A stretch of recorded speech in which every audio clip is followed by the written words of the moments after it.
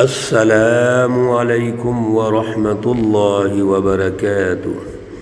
اعوذ باللہ من الشیطان الرجیم، بسم اللہ الرحمن الرحیم۔ وَلَقَدْ تَرَكْنَاهَا آيَةً فَهَلْ مِن مُدَّكِرٍ فَكَيْفَ كَانَ عَذَابِي وَنُذُرِ۔ وَلَقَدْ يَسَّرْنَا الْقُرْآنَ لِلذِّكْرِ فَهَلْ مِن مُدَّكِرٍ۔ صدق اللہ العلی العظیم۔ اللہم صلی علی سیدنا و مولانا محمد النبی الأمی وعلى آلہ واصحابہ وبارک وسلم وصلی علیہ۔ معزز سامعین و سامعات، پارہ نمبر 27 سورۃ القمر، آیات مقدسہ 15 تا 22 ہیں۔ اللہ رب العزت ان آیات کا فہم اور شعور عطا فرمائیں اور عمل کی توفیق اور صلاحیت عطا فرمائیں۔ گزشتہ درس میں حضرت نوح علیہ السلام کا واقعہ بڑے اختصار کے ساتھ اللہ رب العزت نے ارشاد فرمایا کہ نوح علیہ السلام کی قوم نے کیا کیا۔ یہ جو اشارے ہیں میرے عزیزو، یہ سمجھیے، نوح علیہ السلام کی قوم نے حضرت نوح کو جھٹلایا، ایک بات، دوسرا طعن و تشنیع کی، دھمکیاں دیں، مجنون اور دیوانہ کہا، اور کہا کہ اگر آپ باز نہ آئے ہم آپ کو سنسار کر دیں گے۔ یعنی ایک تو سچی رہنمائی کو نہیں مانا، اور دوسرا پریشان کیا، مارنے پہ تلے ہوئے۔ اللہ رب العزت سے حضرت نوح علیہ السلام دعا مانگتے ہیں، فدعا ربہ انی مغلوب فانتصر۔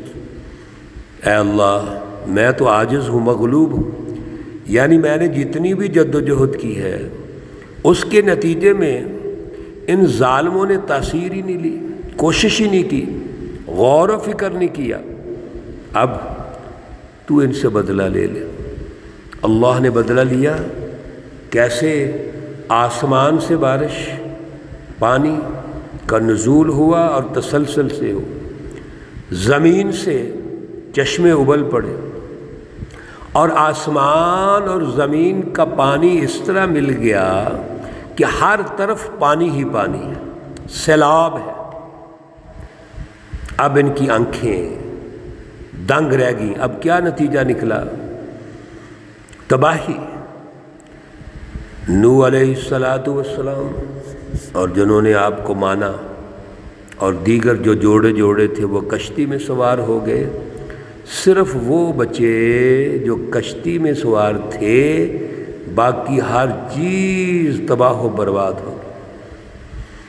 اللہ نے بڑے پیارے انداز میں ارشاد فرمایا کہ تجری بأعیننا، وہ کشتی ہماری آنکھوں کے سامنے چل رہی تھی اور ظالم کافر تباہ ہو گئے، سچی جماعت کامیاب ہو گئی۔ یہ دنیا میں ان کی قیامت ہے۔ اس سارے واقعے کے نتیجے میں اللہ فرماتے ہیں، آج کے درس میں میرے عزیزو توجہ کیجئے، وَلَقَدْ تَرَكْنَاهَا آیَةً، اور البتہ تحقیق ہم نے اس کو ایک نشانی چھوڑا، ایک نشانی رہنے دی۔ فَهَلْ مِن مُدَّكِرٍ، بس کوئی ہے سوچنے والا، غور و فکر کرنے والا؟ اس آیت مقدسہ سے اللہ نے پچھلے واقعہ اور سارے واقعات، پوری تاریخ، سچی جو تاریخ ہے، اس کا نتیجہ ارشاد فرما دیا کہ اصل میں ان واقعات کا مقصد، ان نشانیوں کا مقصد عبرت حاصل کرنا ہے، غور و فکر ہے، محض مطالعہ کرنا نہیں۔ آج ہم محض مطالعہ کرتے ہیں، قرآن پاک کو ناظرہ پڑھ لیں، یہ بھی بڑی بات ہے۔ ہمیں ناظرہ قرآن آ جائے، ہماری 90% آبادی کو ناظرہ قرآن بھی نہیں آتا، وہ بھی مجہول پڑھتی ہیں۔ پھر کچھ ترجمہ چلو کر لیتے ہیں، جی ترجمہ کیجئے، جی ترجمہ سمجھیے، ترجمہ پڑھیے، ترجمہ القرآن کی کلاسز ہو رہی ہیں، بڑی اچھی بات ہے، اس سے اگلی بات ہے۔ پھر دروس ہم سنتے ہیں، کئی اسکالرز علماء کرام کے دروس سنتے ہیں، ہم بھی درس یہ مختصر عرض کرتے ہیں، لیکن پھر ہم قرآن بند کر دیتے ہیں۔ درس سنا اور سن کے ہم کہا جی بڑی اچھی بات ہیں، بڑی اچھی باتیں ہیں، یہ نہیں میرے عزیزو، یہ تمام تر اللہ کی رہنمائی جتنی بھی ہم سمجھ رہے ہیں، یہ غور و فکر کے لیے ہے کہ ہم نے اس ماضی کے حالات اور واقعات سے سبق سیکھنا ہے، آج اپنا حال بہتر کرنا ہے اور مستقبل کی پلاننگ کرنی ہے۔ آگے اس لیے اللہ نے فرمایا فَكَيْفَ كَانَ عَذَابِي وَنُذُرْ، پس کیسا ہے میرا عذاب اور میرا ڈرانا۔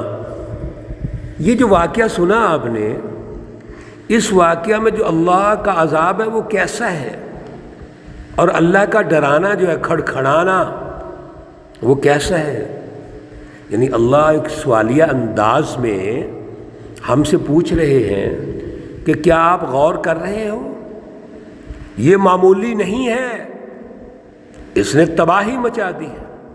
تو اللہ یہ ہمیں بتانا چاہتے ہیں سوالیہ اس حرف سے سوال کر کے کہ اللہ کا جب عذاب آتا ہے تو وہ معمولی نہیں ہوتا، بڑا ہی سخت ہوتا ہے۔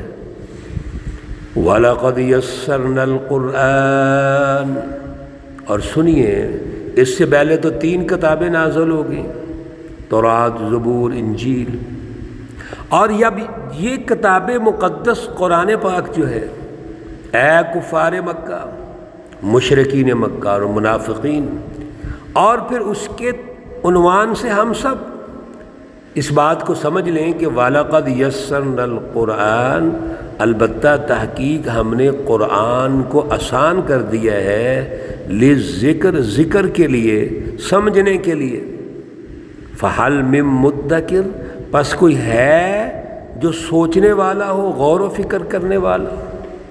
یہاں آسان قرآن سے مراد اور ذکر سے مراد یہ ہے کہ جتنے بھی پیچھے واقعات ہیں، تاریخ ہے، اللہ کی رہنمائی ہے، اس رہنمائی کو جو سوچنے والے ہیں، سمجھنے والے ہیں، غور و فکر کرنے والے ہیں، جو اپنے سسٹموں کی تشکیل دینے والے ہیں، اپنا سیاسی نظام، معاشی نظام، سماجی نظام، اداروں کی تشکیل، ایجادات، سائنس، ٹیکنالوجی، سب کچھ قرآن میں موجود ہے اور آسان ہے۔ آپ قرآن سے رہنمائی لینا چاہیں کوئی مشکل نہیں ہے۔ یہاں صرف یہ مطلب نہیں ہے کہ ہم نے قرآن پڑھنا آسان کر دیا، ترجمہ آسان کر دیا۔ یقیناً کوئی بھی علم جب اس کا پڑھنا آسان ہوگا، سمجھنا آسان ہوگا، تو غور و فکر بھی آسان ہوگا۔ لہذا اصل میں یہ ہے کہ ان واقعات، ان اسباب پر غور و فکر کرنا کہ عذاب کیوں آیا، اور ہم آج کہاں کھڑے ہیں۔ کہیں ایسا تو نہیں کہ ان قوموں پر عذاب آیا، نبیوں کو جھٹلایا، عمل نہیں کیا، رہنمائی کو سچا نہیں سمجھا، تو ہم بھی ایسا تو نہیں کر رہے، ہم بھی آج عذاب میں تو نہیں۔ پھر اللہ نے آگے مثال دے دی، کذبت عاد، قوم عاد کو دیکھ لیجئے، اس نے بھی جھٹلایا، فکیف کان عذابی ونذر، تو کیسا میرا عذاب ہوا، کیسا ڈرانا ہوا۔ انا ارسلنا علیہم ریحا، بے شک ہم نے بھیجی ان پر ہوا، کیسی، سرسرن، تیز ہوا، تند، تیز آندھی جس کو کہتے ہیں، فی یوم نحس مستمر، اور وہ دن نحوست کا دن تھا، جو تیز ہوا چلی، نحوست کا دن ہے۔ دیکھو قیامت کا منظر نامہ ہے، تنزع الناس، اکھاڑا انسانوں کو، کھینچا انسانوں کو، گھروں سے باہر نکالا اور کھینچا، کأنہم اعجاز نخل منقعر، ایسا گویا کہ بڑی بڑی جو کھجوریں ہیں وہ جب اکھڑے تو جڑ سے اکھڑ جائیں۔ کھجوروں کے درخت بڑے مضبوط، جو جڑ سے جیسے اکھڑ جاتے ہیں، انسانوں کو گھروں سے نکالا اور ان کو اکھیڑ دیا، بکھیر دیا، اور تیز تند آندھی کے سامنے کچھ نہیں کر سکے، بے بس ہو گئے۔ بڑے بڑے اپنے آپ کو مضبوط سمجھتے تھے، وہ اپنے آپ کو بڑا اعلیٰ سمجھتے تھے، متکبرین تھے۔ پھر قرآن کہتا ہے سبحان اللہ، میرے عزیزو یہ ہمارے سمجھنے کے لیے ہے۔ فَكَيْفَ كَانَ عَذَابِي، بس کیسا ہے میرا عذاب، وَنُذُرْ، اور ڈرانا۔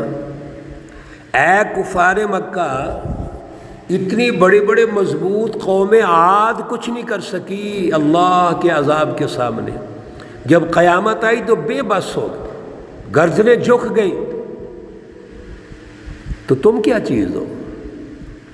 وَلَقَدْ يَسَّرْنَا الْقُرْآنَ لِلذِّكْرِ فَهَلْ مِن مُدَّكِرٍ، یہ آیت قرآنی بار بار آئے گی، اور اس کا میرے عزیزو یاد رکھیے مفہوم یہی ہے، ہم نے قرآن پاک کو ذکر کے لیے آسان کر دیا، سمجھنے کے لیے۔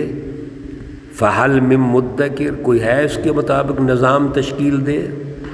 کوئی ہے اللہ کی سچی رہنمائی کو سمجھے، اس اعلیٰ فلسفی کو جو فلسفہ توحید ہے، اس فلسفہ توحید کو سمجھ کر اللہ کی بالادستی کو یقینی بنائے، اپنے سسٹم میں اللہ کا نظام غالب کرے، اپنا دل اللہ سے جوڑ لے، اپنے قلوب اللہ سے جوڑے، اللہ سے رہنمائی لے، صلاحیت پیدا کرے، اور اللہ کا عملی نظام قائم کرے جو عدل پر مشتمل ہو، جو نظام ان اللہ یامر بالعدل والاحسان، عدل کا نظام،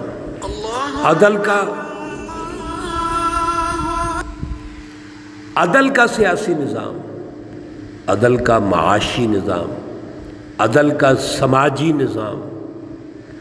اللہ رب العزت یہ چاہتے ہیں کہ ہم ان واقعات سے سیکھیں، ان سے عبرت حاصل کریں۔ جیسے پہلی قوموں نے اپنے انبیاء کو نظر انداز کیا، ان کو جھٹلایا، ان کا مذاق اڑایا، میرے عزیزو آج ہم نہ کریں۔ آج اس دور میں جو ہم مسلمان ہیں، ذرا غور تو کیجئے، آپ پر جو چھتری ہے کس نظام کی ہے؟ کیا یہ نظام اللہ کا ہے؟ پاکستان جس مقصد کے لیے بنایا تھا، کیا وہ دین اسلام کا غلبہ ہے؟ لا الہ الا اللہ کا غلبہ ہے؟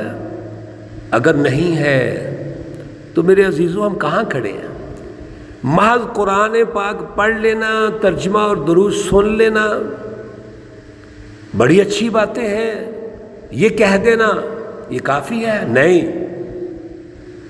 اللہ اور اللہ کے رسول صلی اللہ علیہ وسلم کی اطاعت، صحابہ کرام کی اطاعت یہی ہے کہ ہم اس پر غور کریں کہ آج ہم سسٹم کے اعتبار سے کہاں کھڑے۔ آج ہمارا سیاسی نظام، معاشی نظام، سماجی نظام، اداراتی نظام وہ کہاں کھڑا ہے، وہ کہاں سے رہنمائی لے رہا ہے؟ میرے عزیزو یہی غور و فکر ہے۔ اللہ ہمیں توفیق عطا فرمائے، صلاحیت عطا فرمائے۔ اللہ رب العزت تمام بیماروں کو شفائے کاملہ عاجلہ مستمرہ عطا فرمائے۔ اللہ رب العزت تمام مرحومین و مرحومات کو جنت الفردوس میں اعلیٰ مقام عطا فرمائے۔ ربنا تقبل منا انك انت السميع العليم وتب علينا إنك أنت التواب الرحيم. وصلى الله تعالى على النبي الأمي محمد وعلى آله وأصحابه أجمعين برحمتك يا أرحم الراحمين. السلام عليكم ورحمة الله وبركاته.